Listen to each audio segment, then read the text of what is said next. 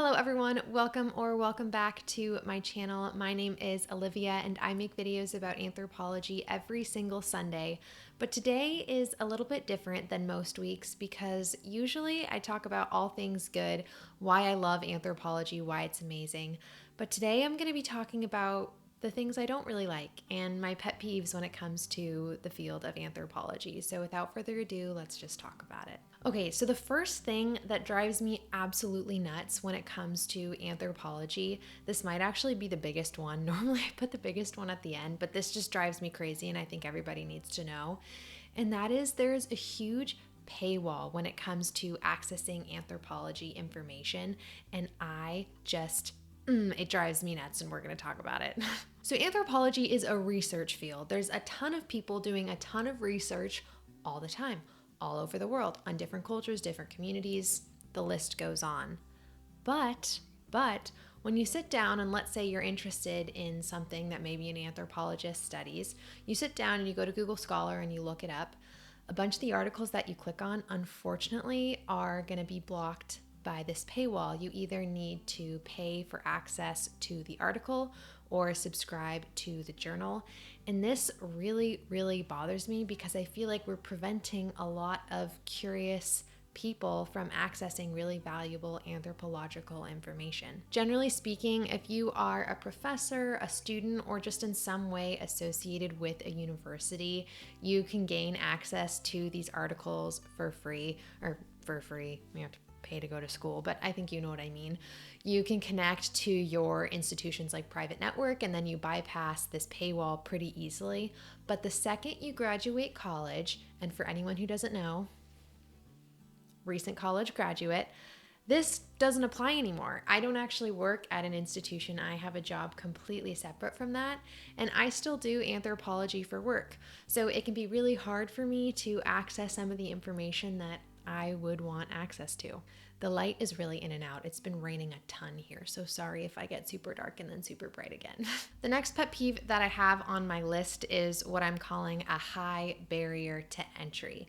And basically what I mean by this is if you were to Google anthropology online, unfortunately, you're not going to have a ton of success in the sense that in some ways you're getting too much information, but in other ways you're not getting enough. Now this might be confusing, but bear with me. Now, anthropology is a really broad field, so when you look it up online, you're going to find a lot of really broad strokes articles, maybe giving you a basic introduction to the field itself.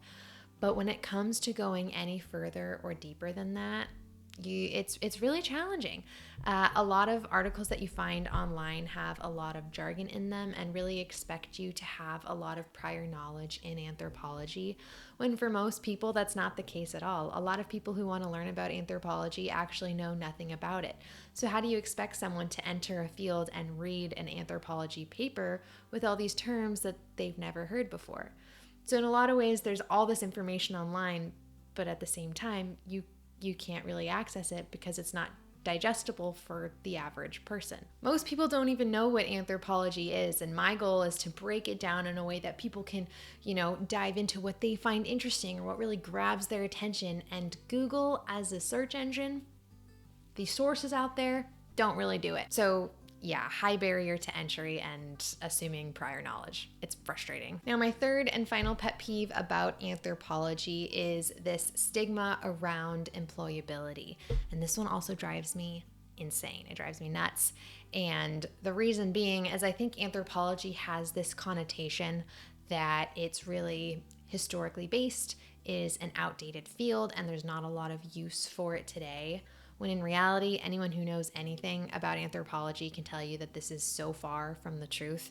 In fact, most of anthropology research is entirely focused on modern populations. So an example of this is we have molecular anthropologists who are interested in understanding disease. So in a COVID-19 world, this is actually very important. And if you tell someone that you're a molecular biologist versus a molecular anthropologist, they come off very differently just based on our social understanding of these topics, when in reality, both fields are really, really important and relevant today. Also, anthropology students, majors, graduates, whoever, have a ton of really relevant skills. Anthropology students are really fluent in data analytics. They're really, culturally fluent, understanding how to respectfully communicate with people all over the world. They're good writers. I mean, the list goes on and on. So I'm going to tell you right now that being an anthropology student does not mean that you're not going to find a job after college. Speaking from experience, I do have a job after college, and I was an anthropology major. That's one data point, and I'm sorry I can't provide more right now, but I will. And it's definitely possible. It's just moving past that stigma, I think, about anthropology and employability is really difficult. So those are actually all of the pet peeves that I was able to think of this week, or at least that, came to mind and I really wanted to chat with you guys about. Let me know if you guys have run into any other pet peeves when it comes to anthropology in the comment section down below. I pretty much reply to everybody down there. I do my very best, so let's chat. I'd love to talk to you. And yeah, hopefully next week we come back with another positive anthropology video, what I love about it. Overall, I love this field. Otherwise, I wouldn't be talking about it online for literally over 2 years. So yeah, that is all I have to say this week, and I will see everybody next week. All right, hope you guys are having a great Sunday. Bye.